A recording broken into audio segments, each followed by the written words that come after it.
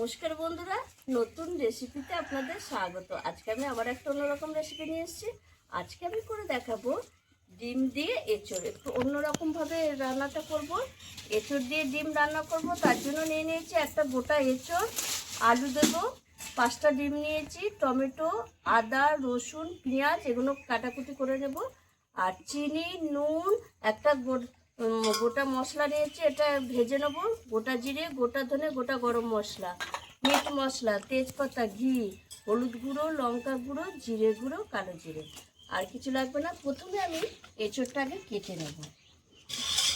আর এই রান্নাটা আমি একটু অন্যরকমভাবে করব। প্রথম থেকে শেষ পর্যন্ত ভিডিওটা দেখবেন, স্কিপ করবেন না। ভিডিও ভালো লাগলে লাইক, শেয়ার, সাবস্ক্রাইব করতে একদমই ভুলবেন না। দেখুন বন্ধুরা, কত সুন্দর এঁচড়টা হালকা হালকা দানা হয়েছে। আর এই এঁচড়ের আটাটা আমি একটা ন্যাকড়া নিয়েছি শুকনো, এটা দিয়ে আমি একটু পুছে নেবো, তাহলে হাতে লাগবে না আর হাতে তেল দেওয়ার প্রয়োজন নেই। এবার আমি এঁচড়টা কেটে নেব। এই দেখুন বন্ধুরা, এঁচড় আমি সব কেটে নিয়েছি, আর পেঁয়াজ, আদা, রসুন, টমেটো সব কিছুই কেটে নিয়েছি। এবার আমি কড়াইয়ে দিয়ে দেবো একটু হলুদ গুঁড়ো। উনুন ধরিয়ে কড়াই বসিয়ে দিয়েছি, এর মধ্যে জলে দিয়ে দেবো হলুদ গুঁড়ো আর একটু লবণ দেবো, দিয়ে এঁচড়টা সেদ্ধ করতে দিয়ে দেবো। আর এঁচড়টা সেদ্ধ হতে হতে আমি আদা, রসুন, পেঁয়াজ, টমেটো মিক্সিতে একটু পেস্ট করে নিয়ে আসবো। এবার আমি মিক্সিতে দিয়ে দেবো এই যে পেঁয়াজগুলো একটু বড় বড় করে কেটেছি, আর এই যে টমেটো কেটে নিয়েছি, টমেটো, পেঁয়াজ, আদা, রসুন দিয়ে দেবো মিক্সিতে। আর এই পেঁয়াজটা হালকা অল্প একটু কুচিয়ে রেখে দিয়েছি, এই রান্নায় লাগবে। আর একটু জল দিয়ে আমি এটা পেস্ট করে নিয়ে আসবো। এঁচড় সেদ্ধ হয়ে গেছে, তুলে নেবো, এঁচড়গুলো ছেঁকে নেবো এইভাবে। আর এত সুন্দর এঁচড়টা হালকা হালকা দানা হয়েছে, এই এঁচড়টা খেতে অসাধারণ লাগে।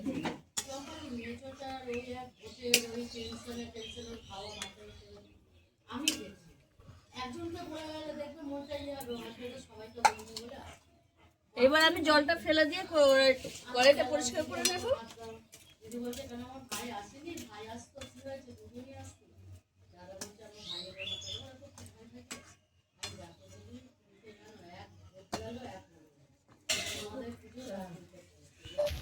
এবার আমি গোটা মশলাগুলো একটু ভেজে নেব, হালকা করে ভাজবো, বেশি ভাজার দরকার নেই।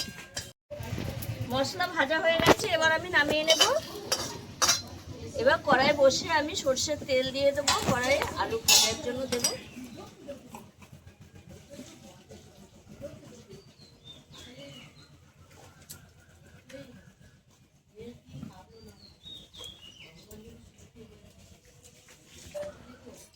তেল গরম হয়ে গেছে, এবার আমি আলুটা ভেজে নেব।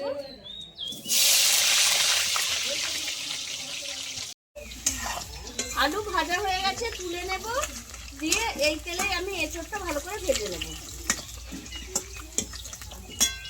আর সেদ্ধ এঁচড় বেশিক্ষণ লাগবে না ভাজতে। এবার আমি এঁচড়টা ভেজে নেব।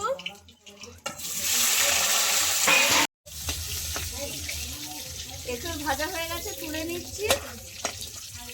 এবার আমি এই তেলের মধ্যে আরেকটু তেল দিয়ে দেবো।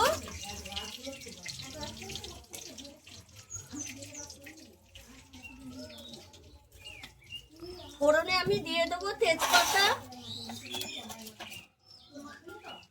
একটু কালো জিরে, ফোড়নটা একটু নেড়ে চেড়ে নেব।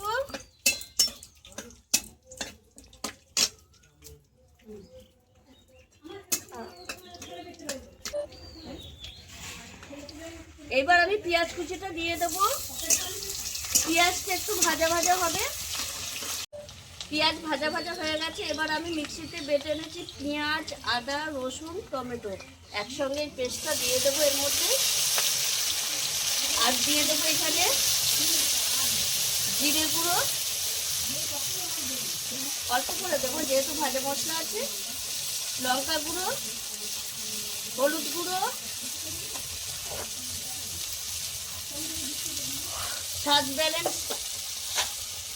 স্বাদ ব্যালেন্সের নুন দেব,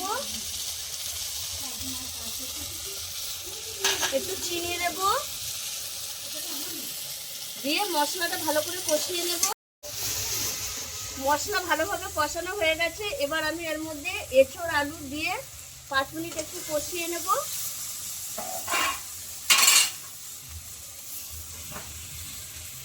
5 মিনিট একটু কষিয়ে নেব, দিয়ে জল দিয়ে দেবো। কষা হয়ে গেছে, এবার আমি জল দিয়ে দেবো।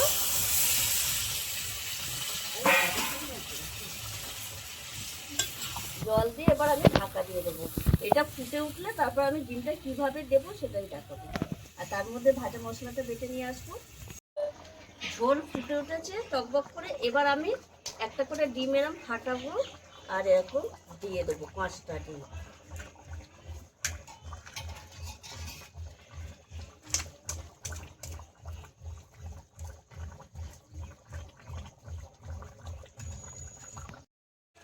এই দেখুন বন্ধুরা, এঁচোড়ও সেদ্ধ হয়ে গেছে আর ডিমটাও ঠিকঠাক হয়ে গেছে। এই দেখুন ডিমটা এইভাবে রয়েছে।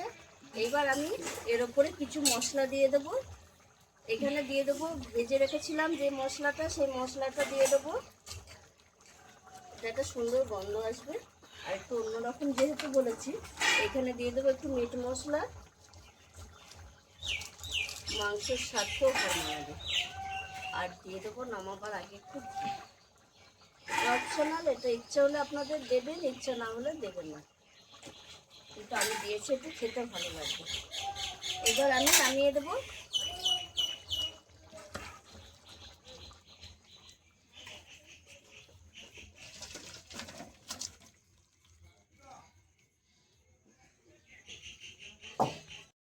দেখুন বন্ধুরা, আপনারাও এইভাবে